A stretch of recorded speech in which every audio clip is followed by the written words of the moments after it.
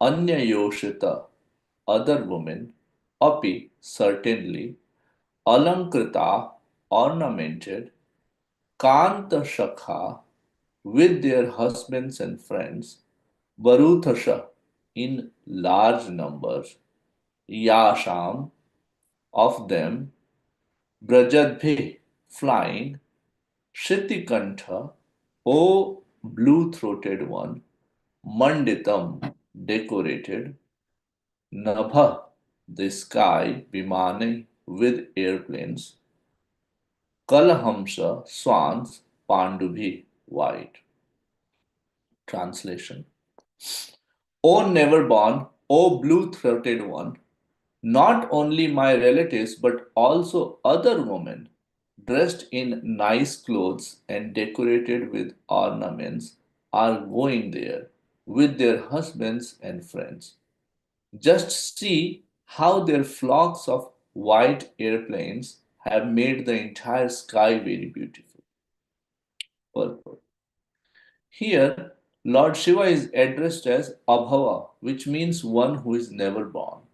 Although generally he is known as Bhava, one who is born, Rudra, Lord Shiva is actually born from between the eyes of Brahma, who is called Swayambhu because he is not born of any human being or material creature, but is born directly from the lotus flower which grows from the abdomen of Vishnu. When Lord Shiva is addressed here as Abhava, this may be taken to mean one who has never felt material miseries. Sati wanted to impress upon her husband that even those who were not related to her father were also going, to say nothing of herself, who was intimately related with him. Lord Shiva is addressed here as blue throated. Lord Shiva drank an ocean of poison and kept it in his throat, not swallowing it or allowing it to go down to his stomach, and thus his throat became blue. Since then, he has been known as Nilakantha or blue throated. The reason that Lord Shiva drank an ocean of poison was for others' benefit. When the ocean was churned by the demigods and demons, the churning at first produced poison. So, because the poisonous ocean might have affected others who were not so advanced, Lord Shiva drank all the ocean water. In other words, he could drink such a great amount of poison for others' benefit, and now, since his wife was personally requesting him to go to her father's house, even if he did not wish to give that permission, he should do so out of his great kindness. Chant the Pranamantra. ॐ अज्ञानतिमिरन्दस्य ज्ञानाञ्जनशलाकया चक्षुरुन्मिलितं येन तस्मै श्रीगुरुवे नमः नमां विष्णुपादाय कृष्णपृष्ठाय भूतले श्रीमते भक्तिवेदान्त स्वामी निजनामिने नमस्ते सारस्वते देवे गौरवाणी प्रचारिणे निर्विशेष शून्यवादी पाश्चात्य देशतारिणे श्रीचैतन्यमनोभीष्टं स्थापितं येन भूतले स्वयं रूपः कदा मह्यं ददाति स्वपदान्तिकं वन्देऽहं श्रीगुरुं श्रीयुतपदकमलं श्रीगुरुन् वैष्णवांश्च श्रीरूपं साग्रजातं सहगण रघुनाथान्वितं तं सजीवं साद्वैतं सावधूतं परिजनसहितं श्रीकृष्णचैतन्यदेवं श्रीराधा कृष्णपादान् सहगणललिता श्रीविशाखान्वितांश्च हे कृष्ण करुणा सिंधु दीनबंधु जगत्पते गोपेश गोपिका कांत राधा कांत नमस्तुते तप्त कांचन गौरांगी श्रीराधे वृंदावनेश्वरी वृषभानुसुते देवी प्रणमामि हरिप्रिये वाञ्छाकल्पतरुभ्यश्च कृपा सिन्धुभ्येव च पतितानां पावनेभ्यो वैष्णवेभ्यो नमो नमः। जय श्री कृष्ण चैतन्य प्रभु नित्यानंद, श्री अद्वैत गदाधर श्रीवासादि गौर भक्तवृंद। हरे कृष्ण कृष्ण कृष्ण हरे हरे, हरे Ram Ram Ram Hare Hare. Hare Krishna. First of all, my humble obeisances to all the assembled Vaishnavas. I seek your blessing so that I can add some value to this hour. Also, thank His Grace Madhupati Prabhu for engaging me in this seva so that I can do some Shastra study. Here, Mata Sati is having this discussion with Lord Shiva, her husband, to go to her father's house to attend the Brihaspati Sava Yajna, which Prajapati Daksh is actually uh, has organized. This is a pastime which is being described um, to Vidurji by Maitreya Muni. Maitreya Muni is the direct disciple of Lord Krishna. When Krishna was giving Gyan to Uddhav ji, Maitreya Muni was present there. Then he was directed to go find Vidurji and give this knowledge. In that discussion, Vidurji is asking the question that why did Mata Sati quit her body? And in that context, Maitreya Muni is narrating this story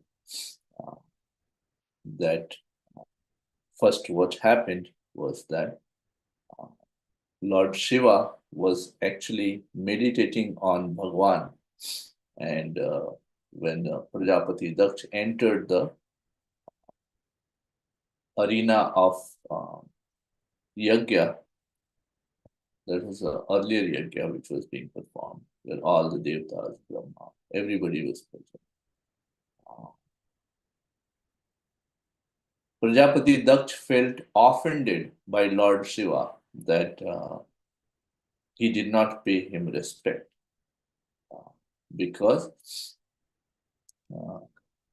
Prajapati Daksh is Shasur, father-in-law of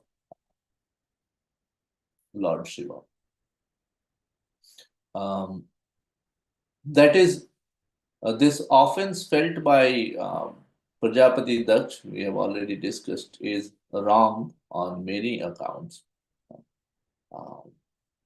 The primary one being that it was driven out of the bodily concept, because Prajapati Daksh has to understand that this offense, these obeisances which are not offered to the body or to the Atma, but it is offered to the Paramatma which is residing in the heart of every living being. But when Lord Shiva is already engaged in remembering and meditating on the Supreme Personality of Godhead, then there is no need to um, offer obeisances to somebody, externally present. However, this is something which Prajapati Daksh did not understand, and because of that, what he did was he cursed Lord Shiva. His curse to Lord Shiva was that um, you will not partake in the oblations offered to demigods. Now, he said many things like, you are not, you do not know how to dress properly. You put bhasma on your body, so you're not very clean. All those things. But this curse, specific curse, is actually described by acharyas that it is a blessing. Because all these demigods are engaged in the bhautik activities, the material activities. And Lord Shiva has no business in this. So that's why all these oblations which are offered to demigods in yajnas, um, Lord Shiva doesn't have to sit with these karmis, doesn't have to sit with these demigods and participate in accepting it. So it is actually a blessing. And then this resulted in this curse, prompted Nandishwara to curse all the present Brahmanas and uh, for the lack of understanding, even because the lack of understanding shown by Daksha, even cursed that you get a head of a goat. And then because Brahmanas were cursed, so Bhrigu Muni thought that this is not just, and he actually cursed back all the followers of Lord Shiva. Uh, from there, Prajapati Daksh walked out of the arena and did not complete the yajna, but that yajna was actually completed later on by all the present demigods, including Lord Brahma. But Daksha, many years passed, and then Daksha was actually, I was listening to a class by His Holiness Radha Govind Maharaj, and he said that uh, lakhs of years, hundreds of thousands of years passed. After that, Prajapati Daksh uh, arranged for uh, yajna called Vajpayee Yajna. And then after that, this is the second yajna, which also in Shastras it is said that before you do Brihaspati Saw Yajna, you perform Vajpayee Yajna. So this is the Brihaspati Saw Yajna which is being performed. And everyone is going there. All the demigods are invited. But Lord Shiva is not invited. Now, Mata Sati, being soft-hearted, plus uh, wanted to see her parents because many thousand years have passed, and then this tension between father-in-law and son-in-law is continuing. So she has not been able to visit her maternal place. So she is giving all sorts of arguments that why she should go. And one of the arguments she gave was that one doesn't need an invitation from a spiritual master, a friend, a father to go and visit their place. Because he's my father, so it will be, I don't need an invitation. Plus, all the other sisters will come, all my uh, maternal aunts, masis will come. So please allow me to go. She's also saying in this particular verse, if you see, she's saying that Apya Alankrita Kant Sakha Baruthasha. Baruthasha is in a great number. Kanta Sakha. All these um, friends of mine are going. And then other ladies are also going with their friends and their husbands, and uh, then they are alankrita. They have decorated themselves nicely. We see that many times in any program. Also, we see that Prabhujis are they just put on a dhoti, kurta, tilak, and they are ready to roll.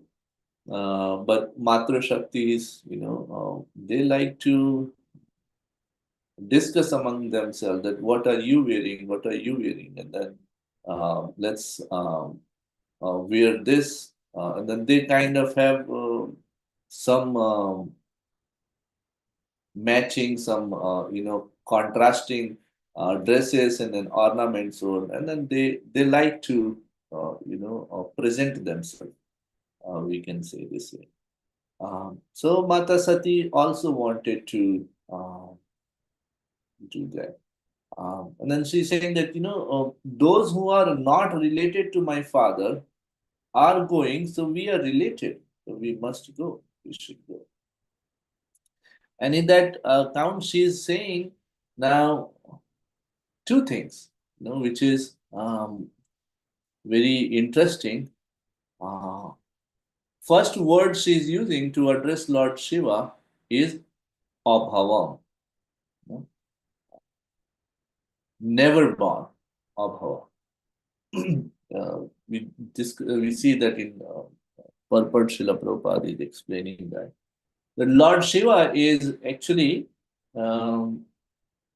many times he's used as Bhava. He's you know Lord Shiva's position is tricky.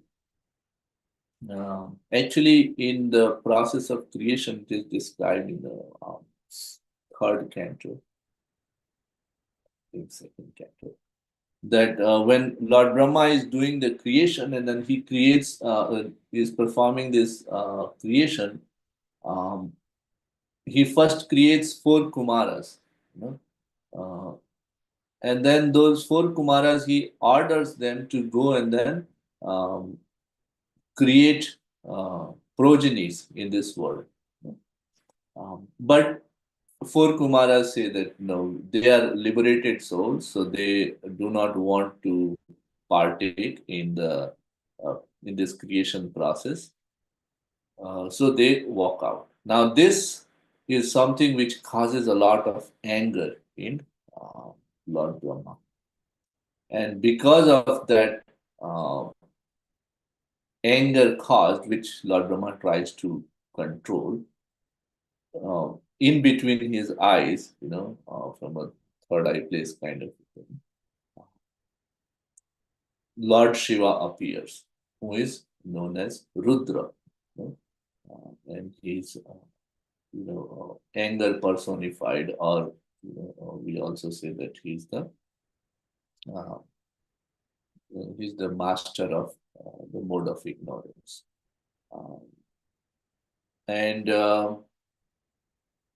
and then he is ordered by Lord Brahma to go and then perform creation, and then Lord Shiva starts creating all these entities which are in mode of ignorance, and they almost try to devour the entire world. Then Lord Brahma orders Shiva to go and then meditate and then stop the creation process. And he will be used for annihilation. But yeah, coming back to that, so because Lord Shiva is born uh, without the association of a mother and a father, so in a way he doesn't feel that material affection towards mother and father. So that's why, in a way, Mata Sati is saying that you are abhava, but I have a place of birth. You know, what is place of birth for Lord Shiva? The in between eyebrows of Lord Brahma. So she is in a way taunting that you don't have a place of birth, but I have. You don't have a mother, but I have a mother and sisters. So I want to go and visit them. So that's why she's addressing Lord Shiva as Abhava. Another word she's using is Shritikantha. Shritikantha is, or the Nilkantha, is Lord Shiva, as Prabhupada explained in the verse, that when Samudra Manthan, the churning of the ocean, happened, uh, we all know that Vasuki was used as a rope, and then all the demigods and demons were used to move the Mandraka mountain as a churning rod, and it was situated on the back of the Kachapa avatar of Lord, Supreme Personality of Godhead. And the purpose was in the churning of the ocean to produce uh, nectar. which will be shared by demigods and demons both. Uh, but in that churning process, the first thing which was produced was halahal poison. And that poison was actually um, spreading all over the world and was causing danger to the world. So, all the demigods, including Lord Vishnu, Brahma, they approached Lord Shiva to actually help them, and and in that process, they offered a lot of prayers to Lord Shiva. In fact, if we look at chapter 8, Canto 8, verse 7, chapter 7, and then verse number is 22, where he is actually being prayed as, "O Lord, you are the cause of bondage and liberation of the entire universe because you are its ruler. Those who are advanced in spiritual consciousness surrender unto you, and therefore you are the cause of mitigating their distress, and you are also the cause of their liberation. We therefore worship your Lordship." Srila Prabhupada actually explains that actually Lord Vishnu maintains and accomplishes all good fortune. If one has to take shelter of Lord Vishnu, why should the demigods take shelter of Lord Shiva? Because, in the Samudra Manthan, the churning of the ocean, Lord Vishnu was present. Actually, he was present in multiple forms there. Uh, I hear that there are 10 or 11 forms in which Lord Vishnu was present there. But they did so because Lord Vishnu acts through Lord Shiva in the creation of the material world. Lord Shiva acts on behalf of Lord Vishnu. When Lord says in Bhagavad Gita 14.4 that he is the father of all living entities, Aham Bij Pradah Pita, this refers to actions performed by Lord Vishnu through Lord Shiva. Lord Vishnu is always unattached to material activities. And when material activities are to be performed, Lord Vishnu performs them through Lord Shiva. Lord Shiva is therefore worshipped on the level of Lord Vishnu. When Lord Vishnu is untouched by the external energy, he is Lord Vishnu. But when he is in touch with the external energy, he appears in his feature as Lord Shiva.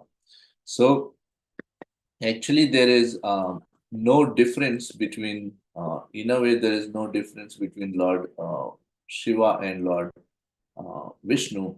The only main difference is that Lord, it's the example given in Brahma Samhita is that there is, when the milk comes in touch with the acid, it becomes a curd. So, that's the difference between Lord Shiva and Lord Vishnu. So now here Mata Sati is bringing this context of Nilakantha that um, to save the world, you drank the poison halahal. You collected it. You're so powerful that you collected it in your palm and then you drank it, and then you hold it into your neck. So and that's how you get this blue um, line across your throat or across your neck, and then you're referred to as Shritikantha or Nilakantha. So now the words told to you by my father are like are not that in a way she's saying that that's like a poisonous thing, but you are capable when you are capable of drinking the poison halahal, then can you not tolerate the words of my father um, and allow me to go to his assembly? allow me to go to his function, allow me to go to this yagya being performed by my father. So, and then thereon, she also gives a few other, in the later in the chapter, she'll give few other examples. Like she'll say that you have accepted me as, you have accepted this Ardhanarishwar form where you give me half of your body. You know? So, how can you not fulfill this small desire which is coming from my heart to attend the father, my father's function? And after all these arguments, Lord Shiva tries to tell her not to go, but she still decides to go. So Lord Shiva actually sends his ganas with her, and then Mata Sati, when we'll reach there, she will see that how her husband, who is worshipped by the whole world, is actually being neglected by her own father. And she says that I am known as Dakshayini, the daughter of Daksha, but because you have neglected my husband, you have blasphemed him. So I do not want any relationship with you. And then the relationship I have with you is this body. So I want to give up this body. And saying this, Mata Sati actually sits on meditation and then produces fire Yogagni from her body and then gives up her body. So that's the katha. It also is time. So I'd like to stop here. And if there are any comments, corrections, discussions, we can take up in Nityam Bhagavad Sevaya group. It's a wonderful day of Ekadashi. So happy Ekadashi. Over to you, Madhupati Prabhu. Hare Krishna. Thank you, Krishna. We'd like to wish everybody a safe and Krishna conscious day ahead. Very auspicious day of Ekadashi. Minimally fasting from grains and beans and increasing our Krishna consciousness. The Parna time for tomorrow is 6:26 to 10:47 a.m. 6:26 to 10:47 a.m. Okay, we'd like to offer our prayers to the Supreme Lord by chanting Hare Krishna, Krishna Krishna, Hare Hare. Hare Rama, Rama Rama, Hare Hare. Hare Krishna, Krishna Krishna, Hare Hare. Hare Rama, Rama Rama, Hare Hare. Hare Krishna, Krishna Krishna, Hare Hare. Hare Rama, Rama Rama, Hare Hare. China Singo, Jaya Jaya Singo, Saladesha, Jaya Padma Mukha, Padma Bringam, Ugravira, Mahavira,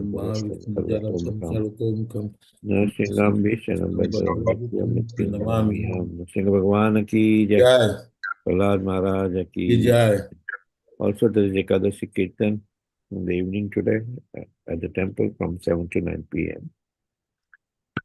We'd like to offer our humble obeisances to all the Samar Vaishnavas, Vancha Kalpataruvasya, Kripa Sindhu, Devacha, Patitana, Pavane Vaishnavya, Namaha Vaishnavinda ki Jai. Granthra Srimad Bhagavatam ki Jai, Prabhupada ki Jai. Gaur Premanande. Hari Hari. Thank you, Prabhuji. Thank you. Thank you, everybody. Hari Bol.